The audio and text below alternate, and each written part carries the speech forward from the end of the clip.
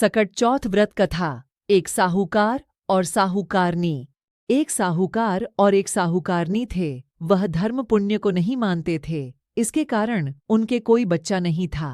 एक दिन साहूकारनी पड़ोसी के घर गई। उस दिन सकट चौथ था। वहां पड़ोसन सकट चौथ की पूजा करके कहानी सुना रही थी। साहूकारनी ने पड़ोसन से पूछा, तुम क्या कर रही हो? तब पड़ोसन बोली कि आज चौथ का व्रत है, इसलिए कहानी सुना रही हूँ। तब साहूकारनी बोली, चौथ के व्रत करने से क्या होता है? तब पड़ोसन बोली, इसे करने से अन्न, धन, सुहाग, पुत्र सब मिलता है। तब साहूकारनी ने कहा, यदि मेरा गर्भ रह जाए तो मैं 1.25 सेर तिलकुट करूंगी और चौथ का व्रत करूंगी। श्री गणेश भगवान की कृपया से साहूकारनी के गर्भ रह गया तो वह बोली कि मेरे लड़का हो जाए तो मैं 2.5 सेर तिलकुट करूंगी।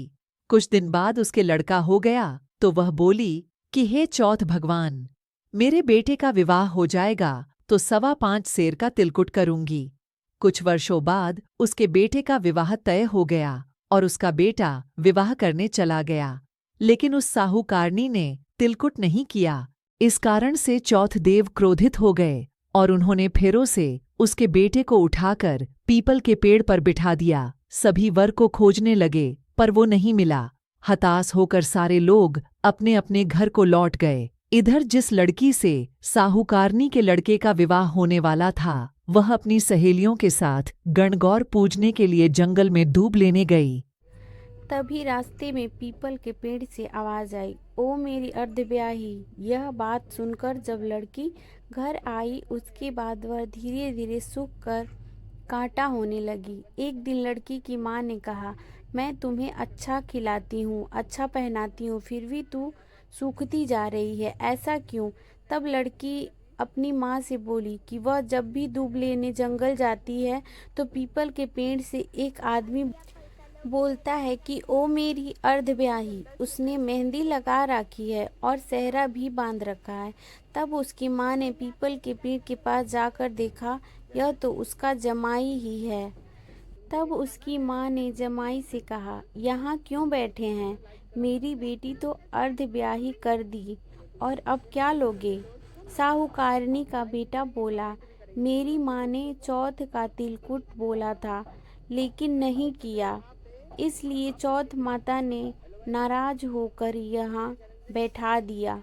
यह सुनकर उस लड़की की माँ साहूकारनी के घर गई और उससे पूछा कि तुमने सकट चौथ का कुछ बोला है क्या? तब साहूकारनी बोली, तिलकुट बोला था। उसके बाद साहूकारनी बोली, मेरा बेटा घर आ जाए तो 2.5 मन का तिलकुट करूँगी। इससे श्री गणेश भगवान प्रसन्न हो गए और उसके बेटे को फेरों में लगाकर बैठा दिया। बेटे का विवाह धूमधाम से हो गया।